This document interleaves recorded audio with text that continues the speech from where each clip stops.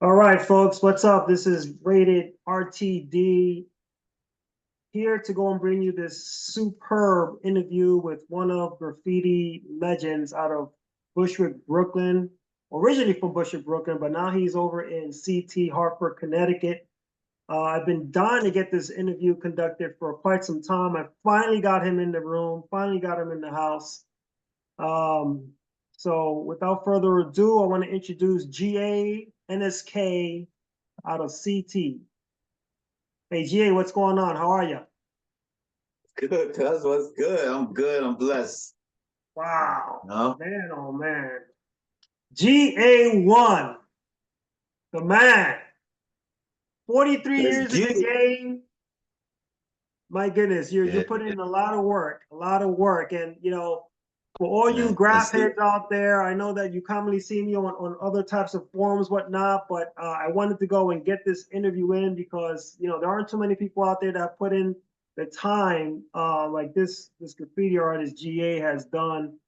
And so we want to just take it slow. We want to get the history about how you got into the game, how you became involved with graffiti.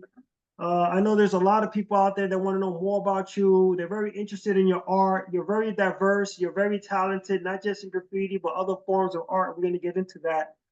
And so let's start off, first of all, with um, the 1980s, back in Bushwick, Brooklyn. Tell me about how was life like in Bushwick, Brooklyn in 1980s, the early 80s period. Well, I mean, it wasn't easy living, you know. It was back in the 80s, it was really rough, especially having parents, struggling. One was my father was a heroin addict, my mom was struggling working, a 9 to 5. And it was harder for her to basically support me and my brother at the time, so it was pretty hard. But yeah, in the 80s, it was like Bushwick was like a lot of Italians at first when I first moved in there. And it's just gradually started growing. A lot of Puerto Ricans started moving in, and Italians was moving out. And mom's doing what she could do to support me and my brother. And it was just crazy. It was crazy. The streets, there was a lot of heroin addicts out in the streets. And moms was like, basically, you can't go outside. The light, as soon as the light pole turns on, you better rush home. You better make it home before you get Yeah, your I ass remember the whooped. commercials, 9 o'clock p.m. Do you know where your kids are? Right, As soon as that light comes on, woo, I gotta go. Woo, run home. You know what I mean? Drive my brother, let's go. We gotta go.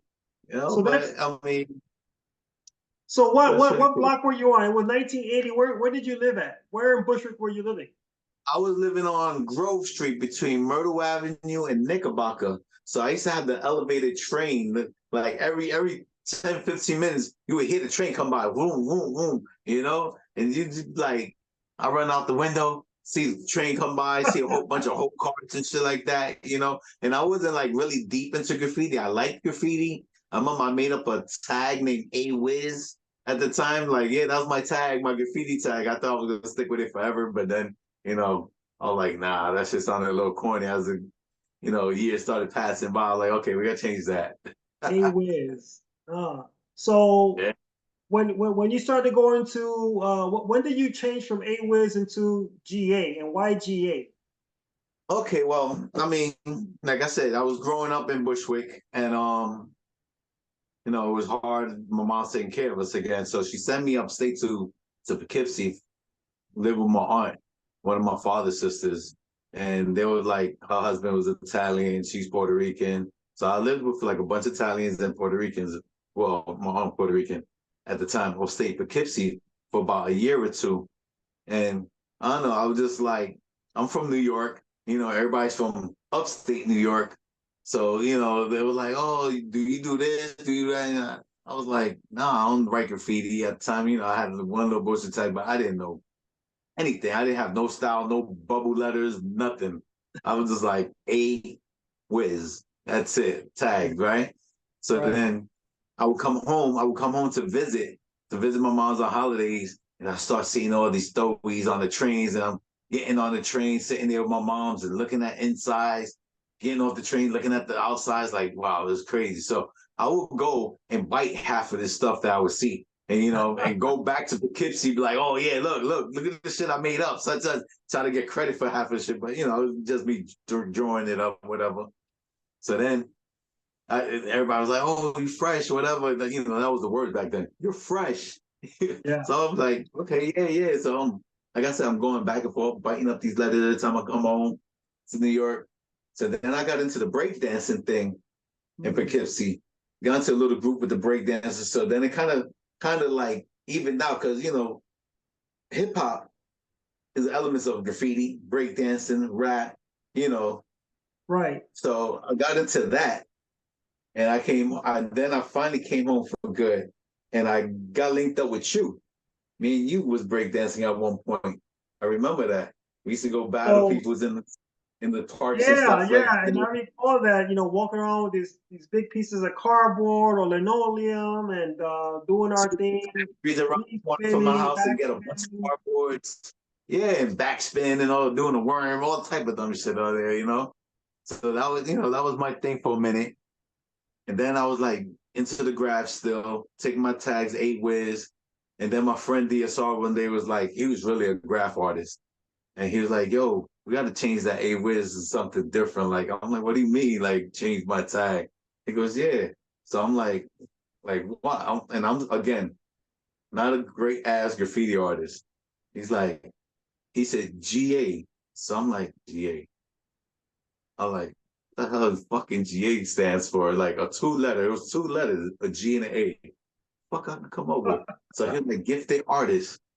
I'm like, okay, now you're playing games with me because I was like, at the time, I was not gifted at the grass thing, right?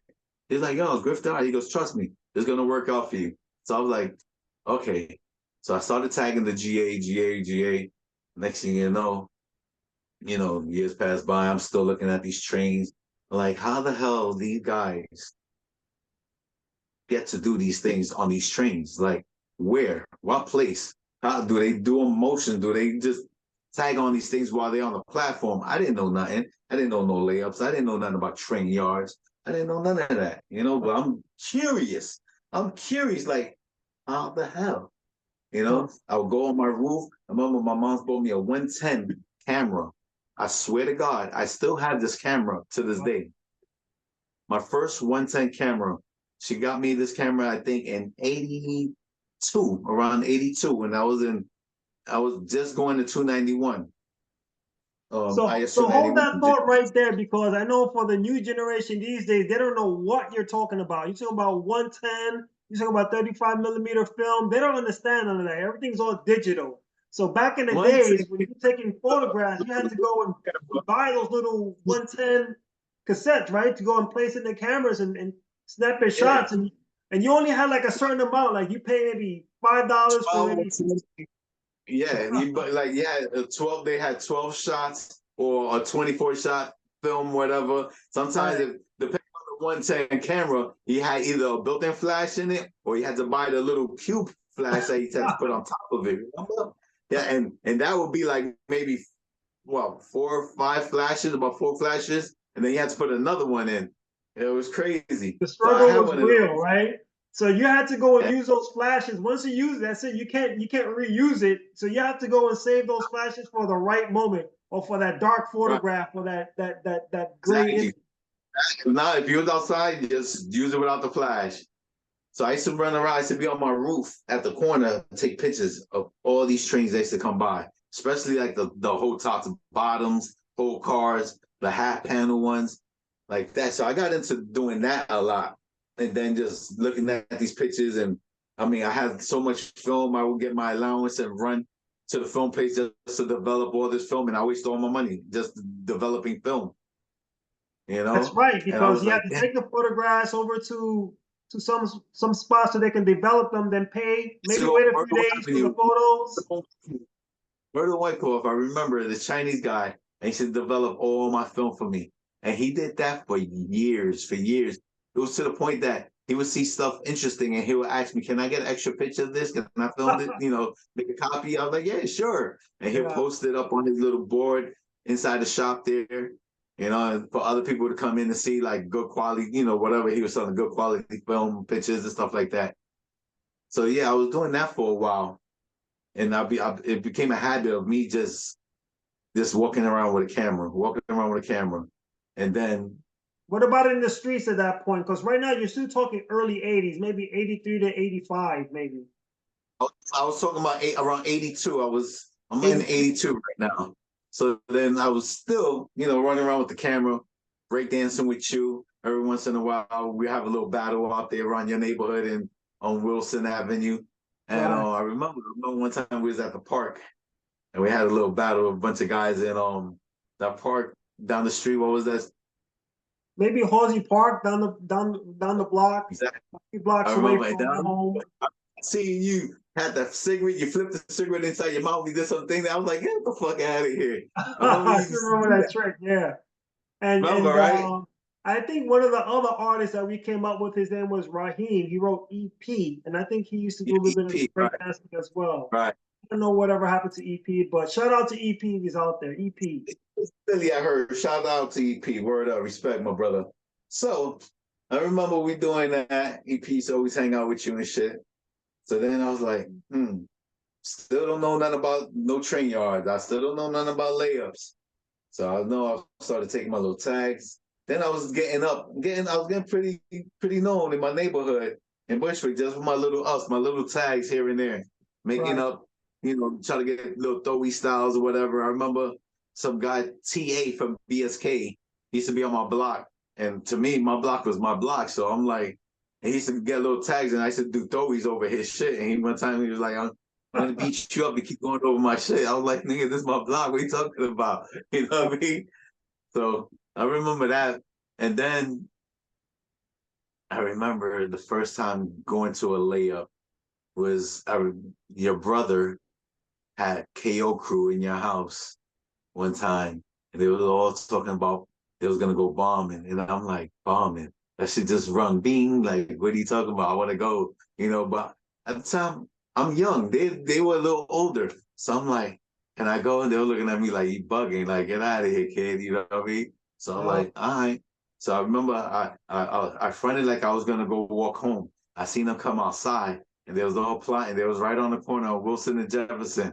I seen them, so I let them walk up. They walked up the street, and I just let them be a block ahead of me all the time. And I followed them all the way down Bushwick Avenue, all the way down by Broadway Junction. And No bro, kidding. yeah, Yeah, I did all. I was shout I, out to my brother Poor and KO crew. Kings only. Go ahead. and I walked all the way down there, and I seen once they went behind. I think it was Burger King or McDonald's. I think it was Burger King. They went behind the behind Burger King. So I was like, okay, what the fuck they did? They disappeared. It was like hocus pocus. I didn't see them. They were like disappeared. So I'm like, okay, now I'm walking behind there and I see the hole in the gate. And then I swear I seen the train. And when I went inside that hole and I popped up, now I'm like, holy shit. All I see was this big, huge ass train just standing in front of me. I was like, okay, I'm here. What do I do now? You know what I mean? Like, what? And I swear, I was walking around with a little pilot marker and one little tester can. Remember testers? I remember the small Little little tester. testers. Yeah. Tester looks like this. Wow, the This small small. mini ones. Look at that. Yeah. Right. So I'm looking at it and I'm like, how the fuck everybody gets these panels? Because I'm standing there at the point and the tire, no, I mean, the wheel, not the tire, the wheel.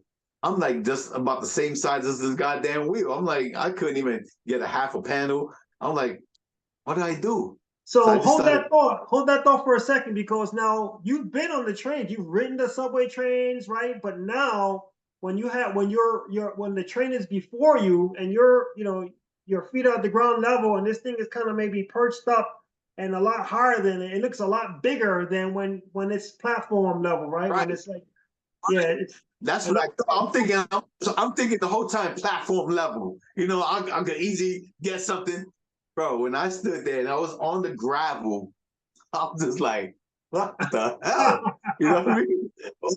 I swear to God, all I could have done was take tags right underneath the bottom where the door is at the bottom, the little trim. I was Wow. like, Shh. No, nobody ever sees that. Nobody sees that at all. You know what I mean? I was Wow. like, that's all I could have done. And then I see these guys running around, and I'm hearing clink clink, all this shit. So I'm like getting scared. I'm by myself, but everybody, I know your brothers and KO crew was running around in there. So I was like, okay, I left. I said, okay, I was in there for like 10, 15 minutes. I left. I was like, okay, now I know how to get in this shit. That was all I wanted to know. Went So that home, was I was good. hyped. Okay, I have a master plan. I gotta get up in this shit. You know what I mean? So now I think I waited like a week or two. Then I got the courage. I said, I'm gonna go back. I went back by myself. Next thing you know, I get there, and again I'm hearing all these train track noise, the thing going clean clean and all, and going, and I'm Right. now I'm getting paranoid again. Now I'm like, oh shit, I'm hearing things, you know. So I climb up in the train. I find the door open, and I'm like, oh, the door is open. So I remember I started taking my first inside tags, Oh. and that I hit that inside. Like I did only one. I didn't go train hopping. I only hit that one cart, that whole thing. Like the thing is 8 carts. Went through, hit that, and I was happy. Like, all right, I felt like I did a big thing at the time. Like, oh, I'm killing it now. I'm king. Hit one train. Yeah. Yeah, that's how I felt. So I was like, boom. I hit that. I went back. I went back home. Now these other kids, they used to live up the street from me. Oh, it was Pianer, Byro. Remember those guys? Yeah. Viral. Yeah. Peel. Pianer, There. Defects. Yeah, so I started telling them, yo, I hit up the spot such and such. They're like, word. Then they was like, yo, but we got some spots in Canal Street. I said, word. So Piana and these guys, they took me there, and Canal layout. we just kill it over there. And that's how I wound up learning how to go to chambers, and I found out how to do tots of bottoms. I was doing tots of bottom, ugly throwies and shit like that, whatever. And we was doing that for a minute. Just kept going back. We were going back like every other day, every other day. Every And other then one day. day, So this didn't yeah. interfere with like school or work or things at home. Every Sometimes we other used day. to cut school. We used to cut school just to go to the layup and hang out in the in over there in Canal Street layup. And then we wind up running into GTF crew one time. That was FN, BG, Euler, and those guys, they were grown men at the time, and we were kids. So they bullied us. They bullied us out of there. They chased us. They threw Biro into the train tracks and shit like that. And and we just jumped into the tracks, ran off into a like Second Avenue. Some of us jumped in the train, went back home. It was crazy. But I mean, as I got older, I talked with FN about this shit. It was crazy. We were like, yeah, but yeah, from there, I mean, it was just like I was just looking for layups and yards. Then I started hanging out with EK. About like 83, I met EK. EK, yeah, he used to buy Pima and all these other fellows, like WWP Mondays. Dak and them guys. So me and EK took me to the M yard. First time going to the M yard was with EK. And we just destroyed the insides. I wasn't doing outsides at all, really. And I was destroying the insides with him, killing it. That little dude, he was younger than me, and he was on his own, just bombing insides. We used to go with the shoe die. Remember the shoe dies with the stick, with the ball Right, in it? We right. used to take that, do our one tag until it dried out, then to take school eraser and put it in there. And we used to use that shit like a mop, like a straight marker. And yeah, we used to destroy the insides. And then after a while, I just started coming with milk crates and trying to get my little my throwies up there. I started doing those. I still got pictures of some of them. Where And were you getting your paint from then? Where was the paint coming from? was in You from getting Myrtle Avenue. Somebody touchstones. Remember the touchstones? Touchstone, yeah. Stones, yeah. I got look, matter of fact. Touch Bro, I tone. got everything, bro. My gosh. Yeah, and it's actually touch and tone with the N before it. Touch and tone. I remember working in TSS Siemens, and they had the pergament downstairs, and we used to go and use the touch and tones. I think Sony We used used to to work go, down there, right? The Sony in work one of there in once. Myrtle Avenue, or we used to go to remember Woodworth? We were, yeah. We used to go to Woodworth, find those cans and the testers. So we used to rack up from there and stuff. You know, we used to go to Woodworth in Myrtle Avenue and in Knickerbocker. We used to rack from both of those things, both of those stores. So let's move into from 1981, zoom through 1983. How about 1984, 1985? When did you started high So school? What, 85 or what? I was in, oh my God, I think, yeah, 85 around there. I think, Around yeah. there, right? But 84, it got a little rough for me. Like, again, you know, living situations with my mom's pops, you know, again, my pops, heroin addict. So, you know, I mean, it was a lot of stuff nobody knew. It was just, you know, in house. My father was, you know, always high, come home, verbally, physically abused me, my brother, my mother. You know, it got a little crazy, you know, really out of hand. So I was like, you know, I had to, instead of being a kid, I had to grow up as a man, like real fast. I had to figure out, how can I help my mom? How can I make something right? You know, like my mom's was struggling. I remember there was times we only got like one gift from my mom's for Christmas, you know, and we used to get gifts from like your mom's, you know, Uncle Jose, and you know, other aunts, but that was about it. My mom's was really struggling, you know, Yeah. so I had to figure it out. Like, okay, how can I help my mom's? And again, I'm 14 years old. I couldn't get a regular 9 to 5.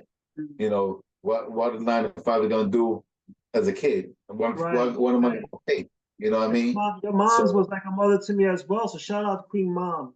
Shout out to you know, Queen Mom. so I learned how to sell drugs at the age of 14, like big, hard, heavy drugs like heroin. I sold heroin like hotcakes, you know?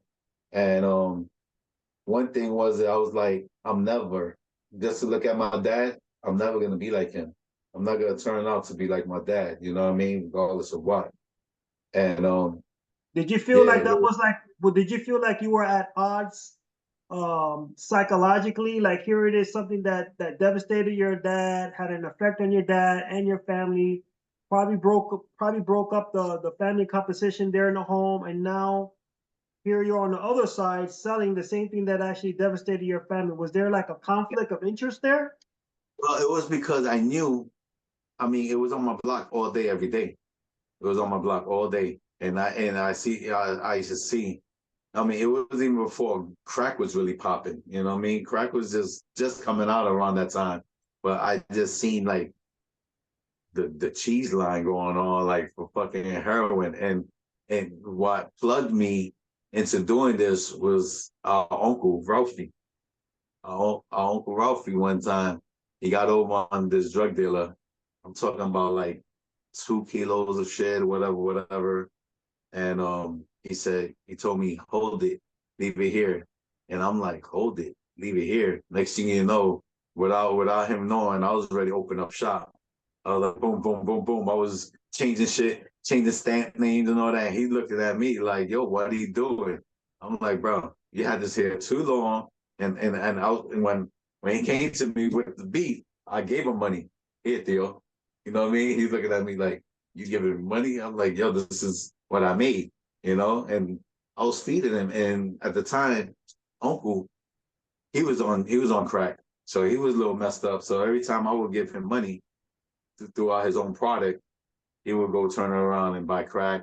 And he was like, you know, instead of cleaning himself up, he would just throw it down. And I remember him getting locked up like 2 weeks, 2 weeks after he did this. And he was locked up for about, I think, 5 years or something like that. And I just held it down. I just kept creating this money, helping my mom. I used to take stacks of money and put it in my mother's underwear drawer. And she used to always think, for whatever freaking reason, she used to think it was my father giving her the money. Like, he'll give her a hard time, but here's some money, but never gave it to her hand. So it was me the whole time for about, I want to say 2 years it happened. So one day she caught me doing it, and she thought I was stealing the money. Wow. She But you thought I were was putting it actually there. stealing. I was putting it in, and I closed the drawer, so she thought I was actually trying to steal the money.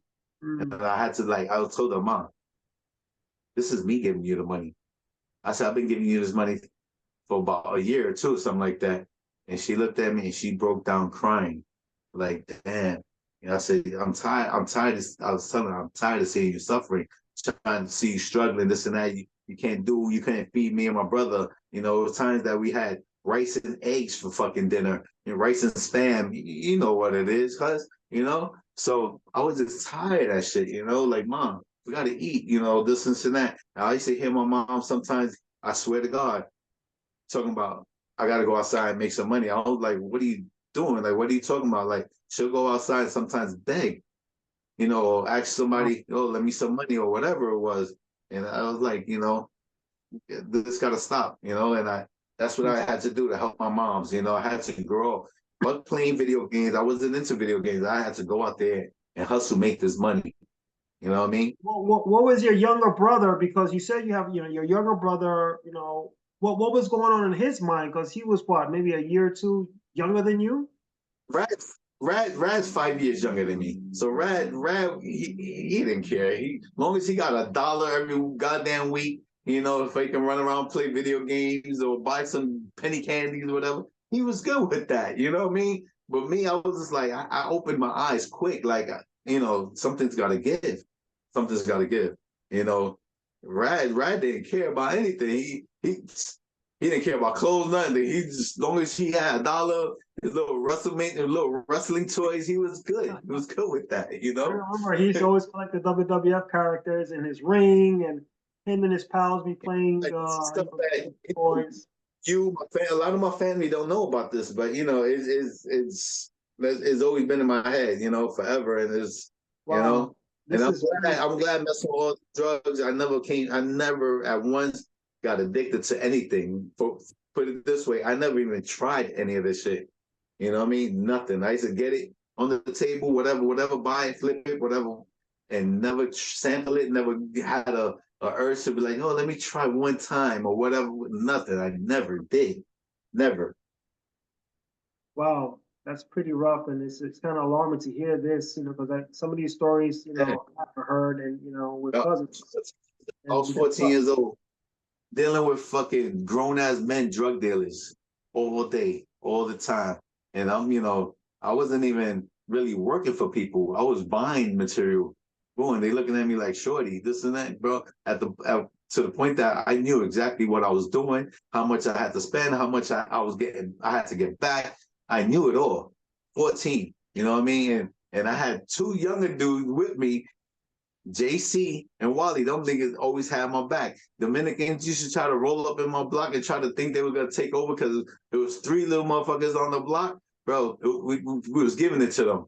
You know what I mean? Three dudes, we was giving it to them. Get out of here. This is our block. You know what I mean? JC, Right. shout out to JC. I hope he's doing okay, and DSR as Yeah. well, also known as designer. So let's go forward now. I mean, that's a really trying situation. Bushwick was really going through a lot. Crack cocaine epidemic started sprouting up in the 80s. That was during the Reagan administration. The whole Contra-Iran thing was going on. Drugs were being peddled into our streets, mostly inner city neighborhoods during that period.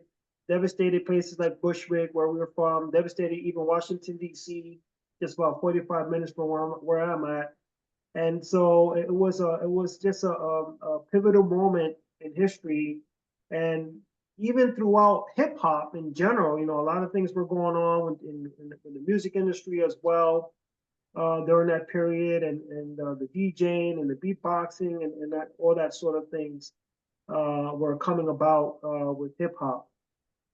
So now, tell me about entering in high school between the periods of 1985 and 1989.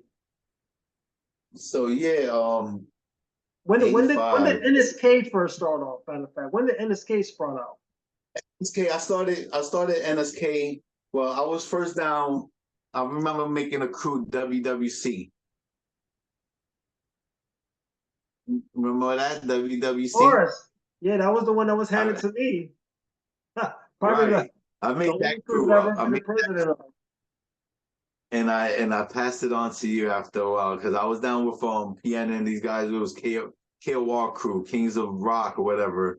I was pushing that a lot, and and I was like, but a lot of times after that, I started finding myself bombing by myself. Like I couldn't wait for people. Like if I wanted a bomb, I wanted a bomb. You know what I mean? I used to go, yo, you ready to go? Oh, not today. Oh, you want to go? Oh, we'll go later on. And I'm like, I want to go now. Like, so I was like, let me make up my own crew.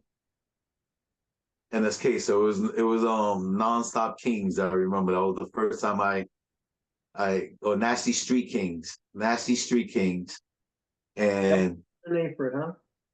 I that was like because I remember BSK. It was BSK, and then it was NOC in the hood and WR crew. So I was like, okay, I got to make something like Bushwickish, you know what I mean? Because that's where I'm from right now, such such.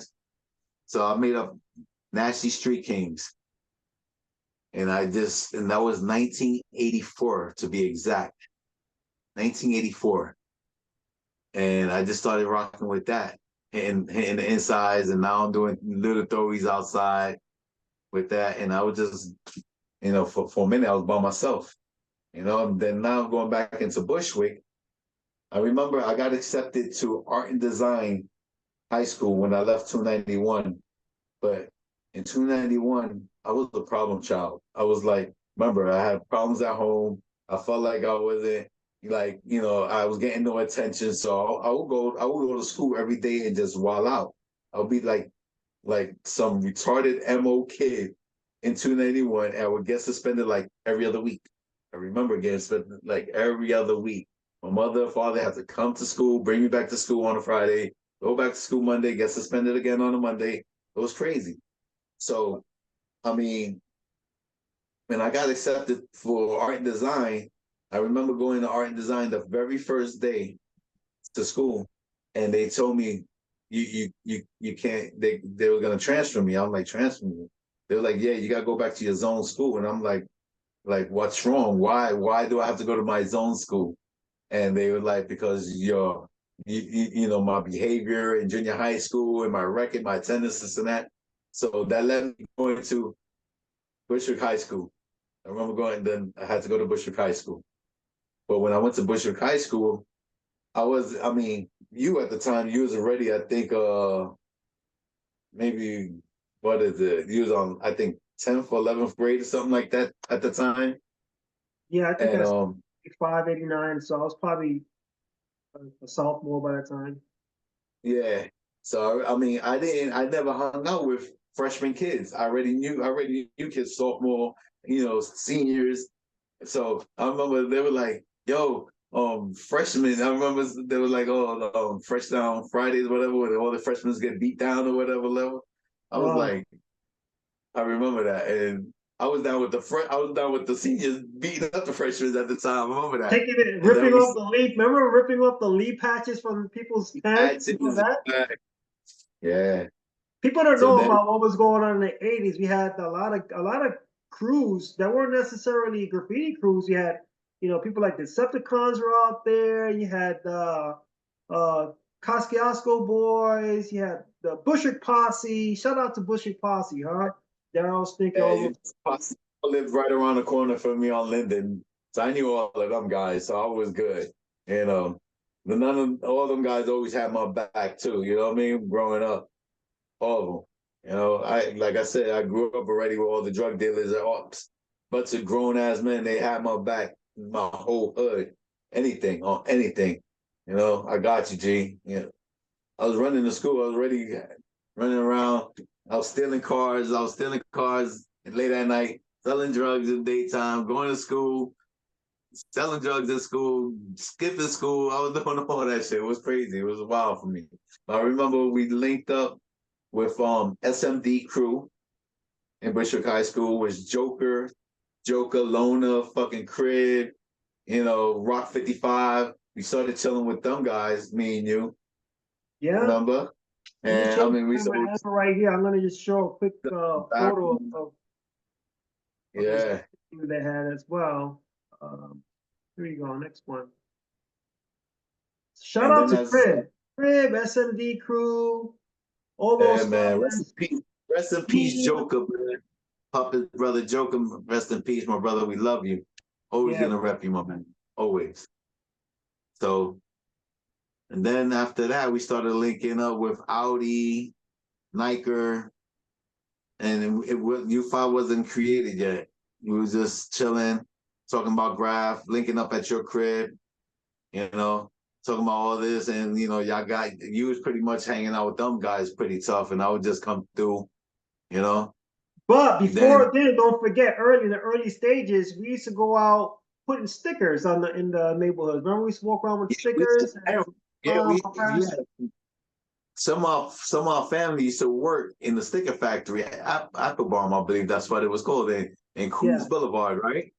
And yeah, we used Long to Island get, Center. Yeah, boxes and boxes of stickers. we used to get And I boxes of remember when stickers. you came with a giant sticker, it was like it had to have been like yay big, like it was really a poster. It was as big as this canvas behind me. And it was Right. so big you couldn't even use a marker. You used a spray can and you was spraying your name on it on a sticker. And when you put that big sticker up, I said, "Oh my God!" Because like we were out there, we were peeling other people's stickers off as well. I still have a collection with like some old school graff writers from back in the days, and but I don't think anyone has started that gigantic sticker thing like you did with I big. just think it's some of the local graffiti writers in the hood, like some BSK dudes, something like that. Some of the regular Toys Piano and all these guys up the block. So I remember I used to sell like a sheet of stickers for like 25 cents, you know? And so I used to buy like a few dollars. I remember talking to RT and AR recently, and I was like, yeah, mama, I used to sell your stickers back, and they were like, damn word that, yeah. Yeah, BSK. So when we grew up in the Bushwick, we had the BSK crew, right? We also had, I Yeah, think TPA was out we there, WR crew, right? Riders Revenge, or We Rock. yeah, Who else did we yeah, see? I think one of the most notable ones we saw was Heat, PK. NOC crew, yeah. Um, oh man, there was a bunch of. I mean, it was not that much crews because everybody was like linked up to whatever crew it was, but those were like the main crews that was Yeah, out in Bushwick at the time. TPA, PG, and when you rest in peace, PG, my boy. You know, right. yeah. And on So Jefferson, I think, well, let's continue on this. So you're in high school. I mean, you're involved in all kind of things. You know the dealers out there. You pretty much know a lot of the artists, the graffiti artists. You're not too serious about school, but what happens next? You got NSK. Then all of a sudden, 1987 hits, right? Tell me how you, as a co-founder of U5, what was that all about? What prompted you to even want to be a part of that? well, we was all together anyway. We used to all hang out at that, about that point with you and your crib and Audi and Sony and all these guys. And yeah, I remember we all sat, there was a few of us. I can't remember who it was, but we all sat, we was trying to figure out, make a crew. And I remember Famer, Audi. Audi, me, you, Device was there. Yeah, I Um, remember the voice. Remember that dude Rob, your boy Rob, used to wear with trench coat with the suits all the time, walking around with a briefcase. That was his yeah, name, Rob Rob, right? U5. Rob U5. We used to do his name Rob with the backwards R.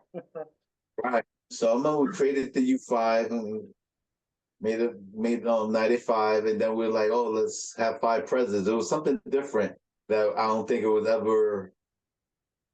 I don't think any crew ever did have 5 different, presidents So and 5 different the chapters. way, Yeah. yeah, so the way it turned out was we had 5 crews with 5 distinct preses. Right. We kind of basically forfeited our crews to say, okay, I'm no longer going to rock WWC You're no longer going to rock NSK. All that stuff is done, done, done. And we Right. combined, we merged all the 5 crews together. I think MOM, Masters of Madness, was one that Audi had. WWC, RSV, which is Risky Subway Vandals with Famer, Right. NSK. So we had the 5 crews merged and became United 5, U5. So all the other crews were out of the window.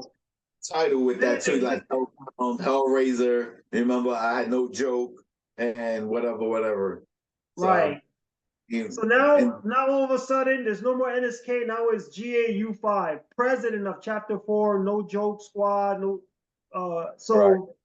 now you were still oppressed, but you were oppressed of a chapter of a crew, which was one crew, U5, which, and I Right. think a lot of people kind of gravitated to that. Said, what the heck is this? You know, a crew with 5 presidents, and here you are, the president of one. And then from that point on, tell me a little bit about what happened with that period, because at some point there was a falling out with U5 because it involved some members from other chapters, my chapters, your chapter, and other chapters. And Well, I'll let you speak on that. yeah. So I mean, at this point, once U5 was created, I'm gonna tell you, we was everybody. We was out there. U5 was popping. Everybody was like on the bandwagon. U5. Everybody seeing U5 everywhere. Remember, we had different presidents from all different places. Everybody was here, located here, over here, there. So we was all over in every goddamn borough that time. Everybody heard of U5, regardless of what writer it was U5. So everybody was on the bandwagon for a minute. We started putting people down. And, and like you said, we had our own chapter. So, I mean, I put a bunch of people down with me. You had a bunch of people that was down with you. So now it became like, okay, No Joke Squad, NSU5, Hellraiser, Hellbound, boom. But everybody had their own members. Right. And it was to the point that everybody was a little bit hating on beef here. Oh, I got beef with that dude, but he's down with U5 for that chapter. And I'm down with U5, I got beef with that dude this chapter. And we was like, bro, and it just started getting crazy. Like, I'm getting up. My team is getting up. Your team is getting up. Audi's team's getting up, and it was like, okay, that's good. But now it started sucking when you see another U5 going over another U5. Right. It's like, what the fuck? And some of that started with people that was down with me, and some of that started with people that was down with Audi, and you also, and you're in the middle of it, I'm in the middle of it, Audi's in the middle of it. Why? Because we're press chapters. Right. You know what I'm saying? We're press chapters. So I'm just like, and I'm at the time, I'm like, fuck it, whatever. Like, y'all handle it, whatever. And, we was there when people were fighting, fist fighting, whatever. And it just got out of hand. I think it just really got out of hand to the point, like, it was like, it wasn't, we couldn't make it work. We couldn't make it work. Like, my people in my crew couldn't deal with your people in your crew or whatever. But at the same time, when you guys had certain problems with other crews, MSD and this and that, and I knew everybody in the streets at the time and all the drug dealers, they would come back to me, yo, GA. Audi come back to me, yo, GA. I am, this person, what's up? Like, either get a squash or talk to them. Them guys never had beef with me. They only had beef with y'all guys. So I would have to go there, yo, RTD's my cousin. Don't fuck with him. This, and that. And, we're in the same crew. And some of them guys will respect that I said that. And some of them guys were like, fuck that. That's, we not fucking with RTD. We fucking with Audi and such. And, you know what I mean? So it got crazy with that too. So I was like, all right. Like, and I would go back to you guys. I'm like, yo, or Audi, these guys, they don't want beef with you. And I told you that. I remember me telling you that way back in the days. But, I can't control everybody. You know what I mean? I'm still young. We're all young at that time. We were still in our teens. You know what I mean? It wasn't even 20 yet. You know what I mean? So we're all knuckleheads. I'm like, oh, whatever, whatever. You know, and then Audi, I remember Audi thinking I was, you know, he thought I was going against him. I was never going to go against none of y'all guys. And y'all had a little grudge about me because of that. Because not that I just knew everybody.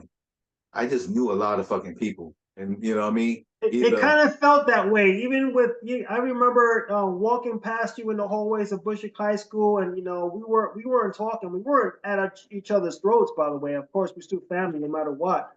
But it was still, it didn't, you know, it was still kind of like he was, you know, I'm gonna buy you will buy me. We didn't really have anything to say, and we just try to find a way forward. And there were people that were involved with that. It was folks like truthfully, DY, I remember Joker. y'all said in your book, y'all wrote. I read the I got it book here and as y'all said, well, and it's outlined within the book. U5, the truth behind the lies. And as a matter of fact, just to let the folks that are listening to this and watching this know that this interview that's being conducted, actually the premise for my second book, which I'm in the midst of writing right now, I wanted to go and get this interview conducted. So that was going to appear in my second book, which is going to be called U5, My Soul to Keep. But it was a little bit of a tense period there. What I liked at the end, though, was that happened throughout in 1988. You had the infighting in U5, and you know United Five, U5, it stood for United Five, and people were really shocked to see like U5 fighting amongst themselves because that's we stood for United Five. right. But So as time I passed by, remember 1989, I believe, we lost two of our members, Sony and Slick. But by that time, I believe that you had regained your chapter 4 back. And oh that no, was it was after that. It was it was after that. after. Okay, It so was then it after was that. after their deaths, and so Yeah, so tell me it was about after that that. period right there between 1988, when Well, when that issue happened with so, DY and well, IR and Stan, yeah, Nyko. y'all, they fought. I think Audi and I think Sony. I think it was who was the. I I think can't DY remember had who. it out with Audi and Niker was fighting with IR and then Zan fought with IR. There was a few fights there and things like that, but after it was all said Right, and done, what happened afterwards? How you went back and basically continued with NSK, even though U5 right. was still going on, which was composed It was. partially with It was. I mean, NSK. It was kind of a I weird felt like thing that. because you got to understand NSK was a part of U5, but all of a sudden now you are operating NSK, but U5 Right. still exists. So that was kind of a weird So, situation. so when that all that went down, when all of that went down, Audi, fucking DY, Zan, and IR, and all of that, I was like, I felt like I was disrespected. Like, you know what I mean? Like, yo, why would you want to fight my peoples in this crew, whatever? My chapter actually, you know, and I felt like y'all guys felt the same way. Like, yo, what the fuck? So I was like, you know what? Let me fall back from this U5 shit. You know what I mean? And just continue my NSK as I had back in the days. So, I mean, then a lot of shit went down. I remember me getting locked up for a temp murder case. I was doing a Rikers Island bid, trying to fight this case. I was still locked up, not knowing what was going on, you know, in the street, whatever. I come home. I come home. I remember you greeted me. You came to me, cuz such and such. We talked it out. And then I remember a few days later after that, me and Audi talked it out. And I guess you want to say y'all put me back down on the crew, but when I read this book, I felt like it was one point I was like, they said you guys barred me from the crew. Not one person, not you, not Audi, nobody came to me and said you're barred. You're down from U5. Not one person. Keep it 100. Keep it 100. That's I was like, when I read that, I was like, nobody ever barred me. Nobody ever told me I was docked from the crew. But I remember me linking back up with you when I came home, and we talked about it, and we squashed the whole beef and all of that. And we continued on from there. That's what I remember. But I don't remember somebody ever telling me you was barred from the crew. Yeah, I know that the conversation was had, after that, the altercation and the fighting, with the members. So, after that occurred, it was like, what are we gonna do? We're gonna hang on to you and have you and your chapter at odds with us, with chapter 3 members, chapter 1 members, or whatnot. And Right. so yeah, I mean that portion, it's a part of the history, it's a part of the history, what happened, whatnot. I know that when you came back into the fold, we had, I think we were short like two or three presidents were already out of the picture. Like Famer, he no longer had chapter 5. I think Pause came in Right.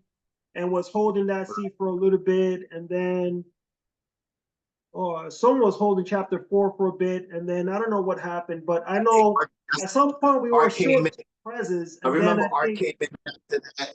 Art Mark became a came in. member of it's yeah, it was, and then we just moved on from there. Remember, we used to go to Ark's house, have parties in Ark's house and shit like that. We all, we was back into the group.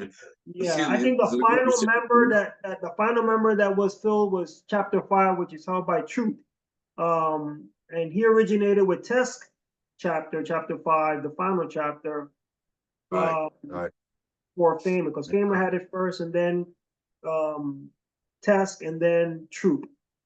right. So tell me about. I want to get into some of these things, and I don't want to overlook them, but at some point you started getting involved with things other than graffiti, like music, and particularly promoting artists. I don't know how you got involved. I know that back in the days we did a little bit of rapping ourselves, you and I, and there was a guy My named father, Rob that used to, guy named Rob that yeah, used to my father manage us or looked something. at me a fucking addict. He was a DJ. He used to play fucking and he used to DJ in Prospect Park. You remember that? And then he DJ'd in roller skating rink over there on Murder on Broadway. What was his name? So I know Skate City. Skate City was No, what was in his Murder on name? Was Broadway. it Rob? No, my father, Ruben. Oh, My your father. dad. Okay. Remember, he used to DJ. And when I started DJing, I had all his hand-me-down records. I had all his vinyls, so I already had crates and crates of shit. So Right. when I started the drug dealing thing and I was making money, I was able to buy my own DJ equipment, the turntables and speakers and shit like that. And I remember me and you, we started rapping when we was young. Remember? We was putting Right. together rap and stuff like that. Yeah, we were doing So some things. Yeah, we even did our own one video once. I remember we had the little keyboard. Remember the small keyboard we had? exactly. So I mean, it started with me and you again. Me and you. It started. We was doing, we was doing little raps here and there, and then we met this dude named Rob. Remember Rob? He used to live up the Right. street. He used to work for. He used to work for a record label.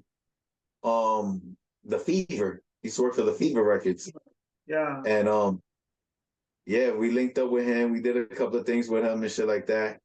But then I remember him.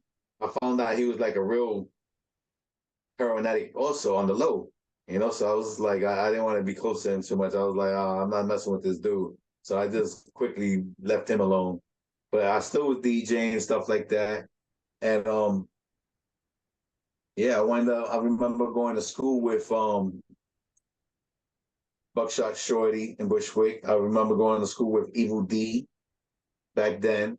I Shout remember out I to knew Tony Touch. Tony Touch used to DJ our block parties back in the days. So as I was making this money, drug dealing and stuff like that, and stealing cars, I always had money. I used to hire like Tony Touch to throw block parties and stuff like that. And then I started linking up with Puppet. Me and Puppet was promoting clubs and shit, not clubs, bars that had a little dance floor and stuff like that. So we'll make our own flyers. We'll get the money at the door. They get the money for the bar and stuff like that. So I was hiring Tony Touch to DJ, and Evil D. They used to be, they used to come together. They used to work at the same record store, the Music Hut on Knickerbocker. remember that. Remember? I remember. Used to Gosh, work in the bring Music back Hut a lot of together. memories. Right. So we used to get the other DJ once in a while for us. And I mean, that happened. And then I remember one time I was promoting, and this was in Williamsburg, and Puppet, it was me, Puppet, bunch of us, bunch of NSK dudes, whatever. And they went to bust Puppet in the head with a razor, and I caught the dude. And it was from writers from Fuck Crew, LC and them guys. I remember this. And I caught one of the dudes, I rocked him. Next thing you know, the whole club was turned inside out, whatever. I fought a bunch of them guys outside. They tried to rush me, whatever. And I'm looking at some of my boys, some of the guys from Bushwick Posse, some guys from my hood. I'm looking at them like, story. I wind up banging out by myself. From that day on, I just started hanging out by myself. I was like, yo, if nobody's gonna look out for me, why hang out with anybody? You know what I mean? I can just protect myself. I don't gotta worry about nobody. I don't gotta babysit nobody. And I started just doing shit by myself. And next thing you know, I started just like still doing the music, collecting money, saving money. And then I remember my brother started rapping, and Popcorn, and young guys in my hood, I'm listening to them all the time. They would come rap to me and this and that. So I was like, you know what? Let me see if I could put a little independent label together and get these guys started, So I was putting all my time and money into music studios. I didn't know how to engineer. I knew how to DJ, but I didn't know how to play with a keyboard, mixing board. So I used to go in there and rent the studio with an engineer and get these beats made and get these guys popping, get them rapping, whatever. And I used to find gigs all over the city at the time, like all these main clubs that was popping back in the days. I had my artists performing in there, So wow. throughout the whole time, I'm sitting behind this engineer for about a year and change. So one day I was just like, let me sit there. And he's looking at me like, you know what you're doing? I was like, not really, but I sat here long enough to trying to figure out some of it. You know what I mean? So right. I did my first mixing and engineering, and he's still behind me.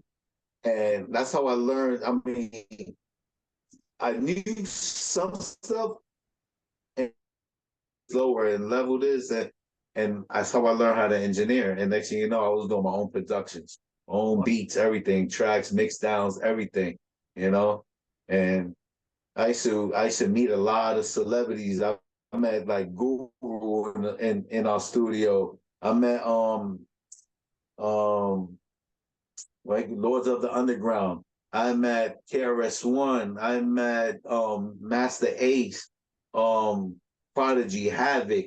I mean, I worked with a lot of these people, from them in and out.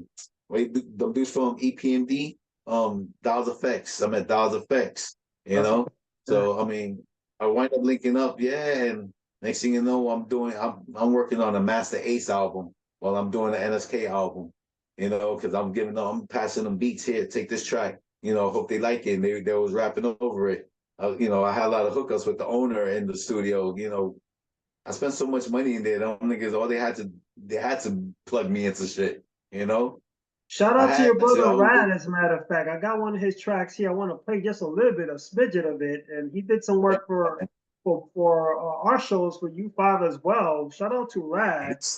Still on it, man. He's still on it. I ain't heard shit on the radio hotter than this. This one's for Sony. Get it pops for slick. What up, movie? And it's Hayes up in the bitch. Still chasing the dream since the rock with a twist. Getting white boy wasted and rocking like this. I'ma get it for it's gone. I'ma own this once I be a minute while I'm on. There's your brother Rad, and he's getting busy out there putting on tracks, and he's still putting on tracks now, and he's just taking off, and he's still rapping, he's still doing his thing, and involved in graffiti as well. Right. He is, man. He's doing. God bless him, man. He's doing his thing, He got a little family now, you know, got a postman, but he still got his time to do a little track here and there once in a while, send it to me, you know. But yeah, man. What do He you still think got he about got what do you think about the way graph changed within that period from the 80s to the 90s? You had uh rap artists, changed not a lot, graffiti man. artists, but artists like Banksy and others that are out there doing their thing. What do you think about how graffiti changed and now you got artists, not graffiti artists per se? Well, throughout the years, all of it changed between hip hop and graffiti. Hip hop, I mean, it's not like it used to be back then. Before, it used to be like we had like a nice storyline to it, you know. It was like good storyline. You like you could bop to it and whatever, whatever, nice vibe. Now you listen to hip hop, some of it is good, but a lot of it is like gangster rap. Everybody's talking about, oh, I shot this guy, we got beef with this guy, and we gonna kill you tomorrow, and such and such. And, you know, it's like, who the fuck wants to hear that? A lot of these young guys, they love that. You got kids even young as 9, 10 years old listening to that shit, and they don't even know what they actually listening to. They like, you know, you like, do you know what they're actually saying? Not really, but they know the lyrics to this shit. And I was like, yo, you know, so I try not to let my 9-year-old listen to half of that shit. You know what I mean? What's your relationship now with But the graffiti, the presence of U5? You know, U5 was disbanded. We disbanded U5. It was a vote to stop letting our graffiti artists into the crew in the 90s. But now, do you have any relationship with any of the other presidents? okay, wait, let's finish with the graffiti 1 minute, and then I'll get into that. So the Okay. graffiti back in the days when me growing up, like I said, I seen whole carts, all this and that, you know. So when I came out of jail back in like I think '89, I came out of jail. The trains was clean. There was no more graffiti on trains. It was done clean. Now, or only way you see graffiti if it's in your neighborhood wall or something like that, you know, and hope to see a burner, in which was only a bunch of throwies and tags at the time. In Bushwick, we didn't get a lot. We had a couple of people that rock pieces, but it wasn't like people in the Bronx rocking pieces. You know what I mean? It was different. The Bronx had nothing but burners, pieces all over the place. You Yeah. know, Bushwick had a bunch of graffiti taggers, throwies, and shit like that. So I used to have to travel to the Bronx to get to see real art shit and take pictures over there and trade pictures. I used to trade pictures on the writer's bench and stuff like that. I used to go over there and trade pictures, you know. And I used to like always was deep into the hip hop and the graff. So now you got a bunch of people now, they doing artistic work, which is good. It's beautiful. They doing portraits, cute things, and whatever. And I don't call that shit graffiti. I call that art. That's art. It's not graffiti. Graffiti is Graffiti is from guys that come from like me and you. We're in the hood. We couldn't afford spray paint. We racked paint. You know, we walked around with markers, shit like that, tagged here illegally on the walls. That's graffiti in my eyes. And it That's changed too. graffiti. A lot of these new generations, they never even hit a train, right? They never went to a yard or a But tunnel or a stay up or a these spray. they want to label these guys as graffiti artists. Banksy is not a graffiti artist. Banksy fucking makes a stencil or the cardboard, cuts it out, and goes 1, 2, 3, and he's out of there. We sit there, risk our fucking life, looking around, doing the throwing, looking this way, make sure no cops is coming. You know what I mean? That's graffiti. Yeah. You know, that's the difference. You know, but I mean, I respect them as artists. They're artists. They're perfectly good artists, regardless of what you do. But you're not a graffiti artist. Well, let's get to your magazine over here. I'm gonna put it back on here on the cam, and you started off this black and white magazine called Graff News back in the days, and you were selling this magazine out of a few shops in Brooklyn and whatnot. And all of a sudden now, you know, from there, you had other magazines and books that came out. I'll place a few before there. You got Gates of Graffiti, yeah, Crimes of Style. Joe Austin's taking the train. Graffiti Planet. Damn. Everyone knows about, the famous Subway So when I art, right? yeah. Shot fun, and then he came out with the spray can art.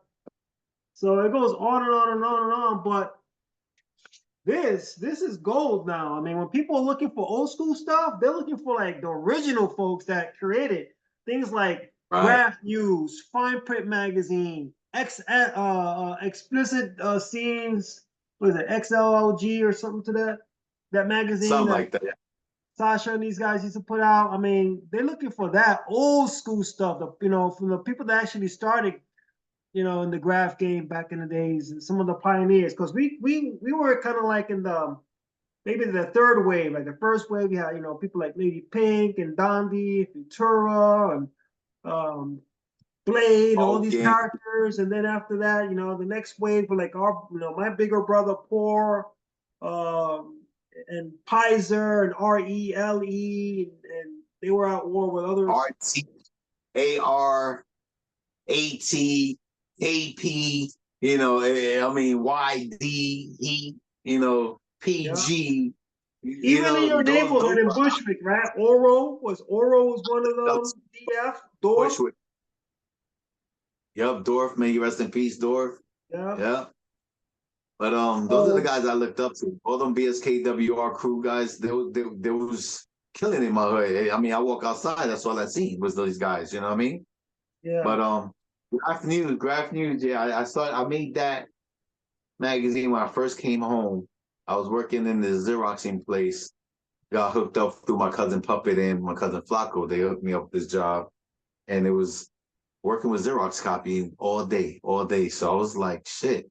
Remember, I was collecting pictures, bro, since I was a kid. And I had all these photos. I had like about 25 photo albums at the time. But nothing but old school trains and shit like that. I mean, old school Tracy 168 shit and and oh my God, so on. It was a bunch of writers. And I was like, this is my opportunity to come up with, something. I was like, a magazine. So I made my first issue in 1990. And when I made that issue, I want to say I was in New York City, probably one of the 5 magazines that was ever made that was sold in New York City. 5, I want to say. And I found a store in Soho's, which is called Scrapyard now. And it's called Scrapyard, yeah.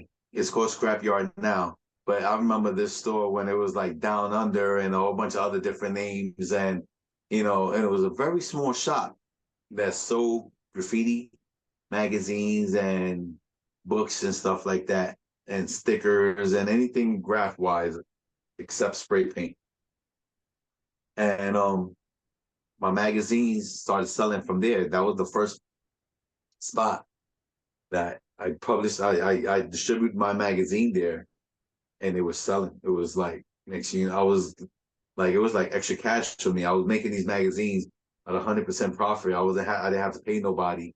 I was just and bringing them down there myself. And then I had a little spot in Bushwick selling these magazines, but not as much as the one in Manhattan that Soho's. And next thing you know, I was told, like, the owner was like, yeah, a bunch of graffiti writers from Japan came here and they just bought like 20 magazines to bring to sell over there. I was like, get out of here. So, and then you come back and tell me, yeah, I just sent some shit to Europe. So they selling over there. So now I got all these little spots. They were buying them directly off of him. Right. And he was paying me. But my shit was everywhere. I was like, yo, this fucking dope, And then next thing you know, people from Miami, graffiti writers from Miami, yo, I got this magazine from out there, such and such, and now they sending me pictures. Everybody wants to be on the wave. Like, I need to get my pictures in this magazine. So I started putting a PO box and my address or whatever it was, and everybody was sending me pictures. Put this in the magazine, please. I was helping you out with putting it together, like the formatting, that sort of thing. You were getting pictures from Puerto Rico, Switzerland. I remember when I got a letter from Switzerland with art. I'm like, GA, you're not gonna believe where this came from. Spain, Switzerland, Barcelona, Spain, places like that. I'm All like, you over. gotta be kidding me. Like they know about our magazine. I thought it was impressive. But in 1988, I think then people started really noticing you when you came out in that movie. Talk about that movie you appeared in. Yeah, I remember one time it was me, Ark, DY, the other people went to Grand Street layup and we bombed the C train, the C line, did all that. And the movie Coming to America comes out. I'm sitting there in the movie theater. I remember watching this shit.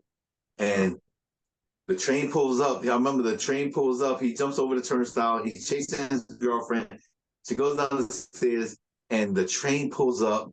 And what do I see? The first door pumped through is 4 GA tags on the door. I was hot. I was like, I jumped out my seat.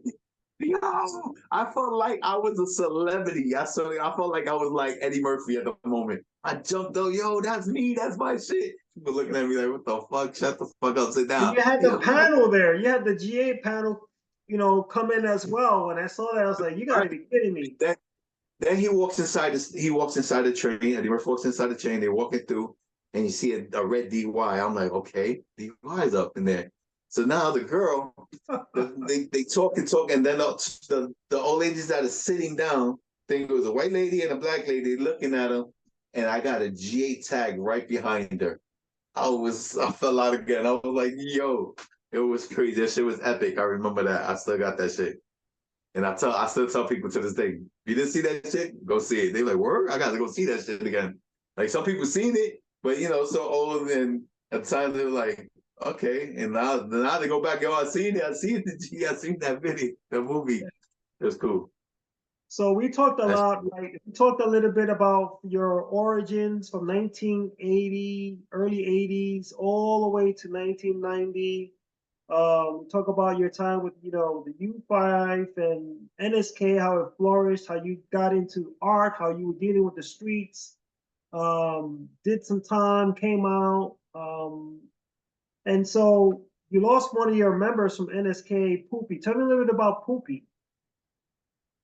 Well, okay, when I came home, we doing the drug thing again, whatever. I'm doing the music, I'm doing everything. We had this kid, Poopy, young kid. He had family, but he was kind of homeless. He was just basically running around street to street, whatever, and run around stealing. We used to feed the kid, food. So put him down selling drugs with us. He was young. He was very young, and the kid made a name for himself. He was always rolling with us. He knew all the drug dealers as well as I did. Everybody hooked him up. Yeah, Poopy coming on the block, feed him. Here's some money. Shit like that. So one day he got really, he got pretty known on our hood, whatever. I treated him like he was like my little brother or like my son, basically. Make sure nothing ever happened to him. So he, drug game again. Shit, you slip, you get caught. You know what I mean? So one day we had him selling some shit. He was in this building, and some two dudes tried to come up. Well, they came up to him, and they stuck him up, but he wasn't having it. He was like kind of like fighting with them. He's a young kid, so they shot at him right through the like a door, and they caught him and they killed him. So but he had a lot of heart. We love him. We every time we can, we represent him. We pull out pictures for him every year when he passes away, mentioning him in songs.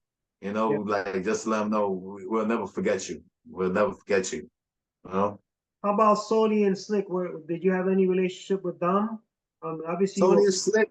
Slick, I didn't know too much. I didn't know Slick too much. I met him, I think, twice with you. Sony was a cool dude. Sony, I got along with Sony very well, even through the situations we had. I never really had beef with him. But when he passed away, that really touched us too. Like, yo, that's a member. We treated, he's like a brother. When we say member, it's like that's a brother. You know what I mean? So when he passed away, and Sloan and Slick, we was like, okay, this shit is getting real. You know, this graph shit is really getting crazy and real. Like, none of us believe that he just got hit by a fucking train, regardless of what.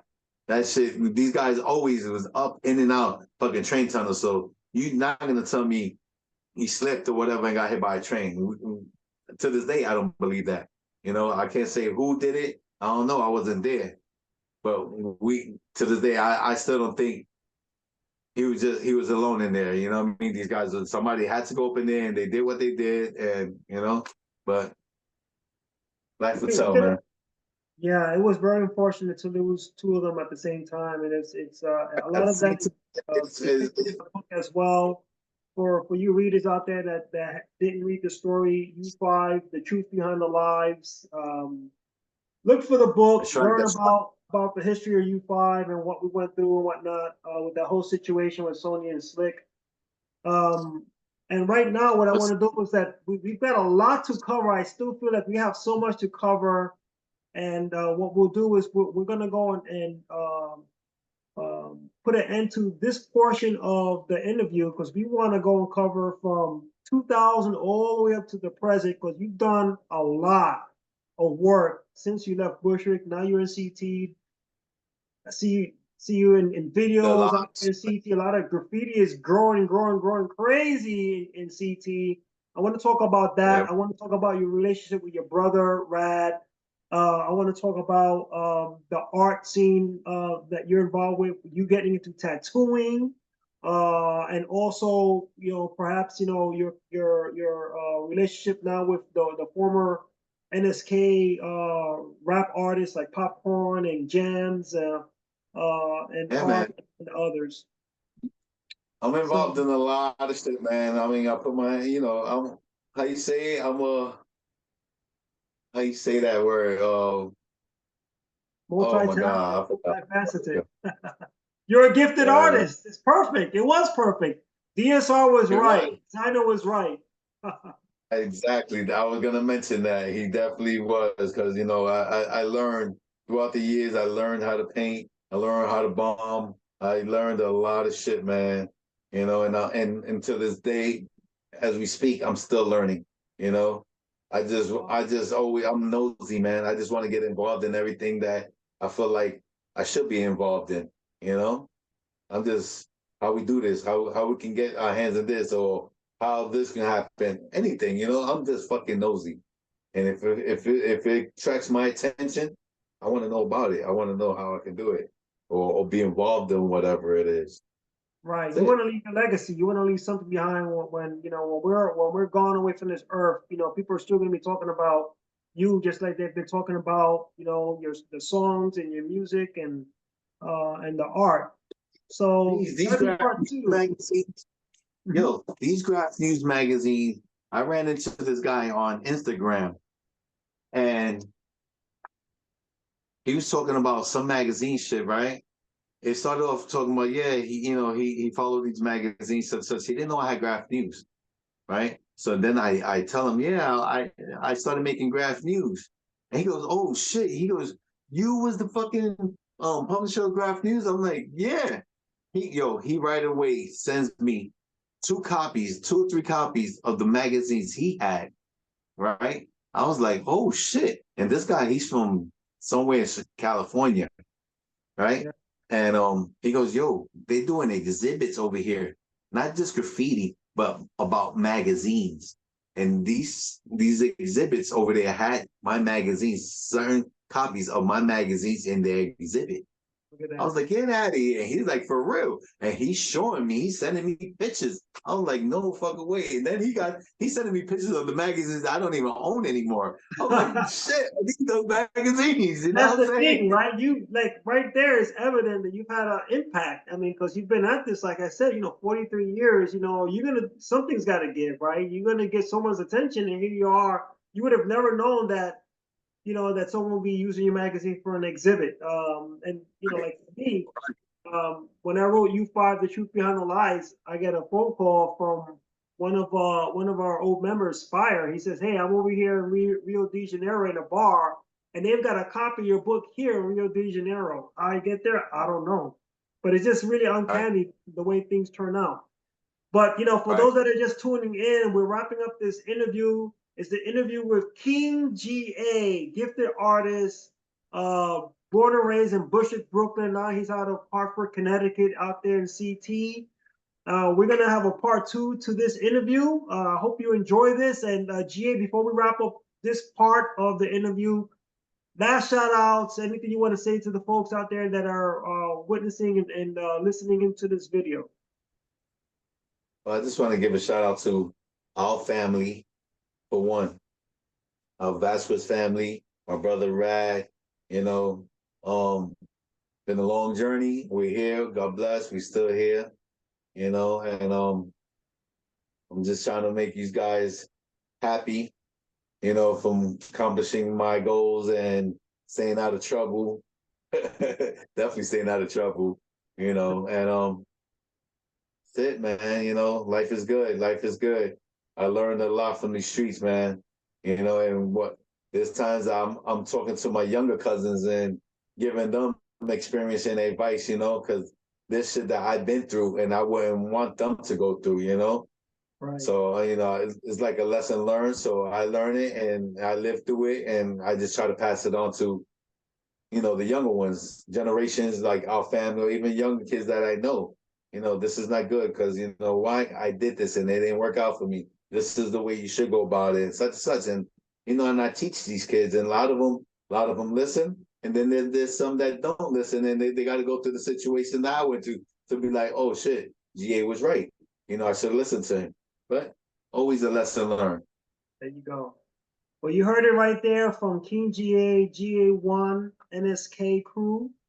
So yeah, looking forward to the second part of this, and thank you for your time, and looking forward to covering some other topics of discussion. We're going to talk about some of the big graph names you're going out writing with, what you intend to go and leave to the culture, and also, you know, how to follow you and how to find you. Maybe perhaps even those that are interested in going out there and rocking a piece with you. But we'll talk more about that during our next session. But thanks a lot. Peace to NSK. Sounds good. Shout out GA and everyone out there in CT. Peace. Love and peace.